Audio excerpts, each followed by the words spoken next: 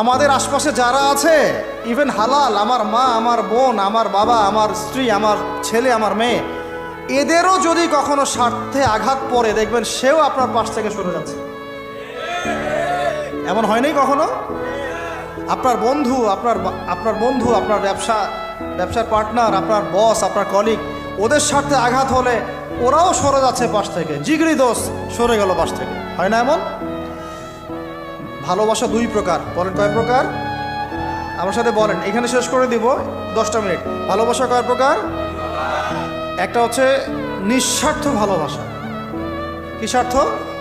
কোনো স্বার্থ নাই, নিঃস্বার্থভাবে ভালোবাসা। আরেকটা হচ্ছে কোনো না কোনো স্বার্থ জড়িত আছে এমন ভালোবাসা।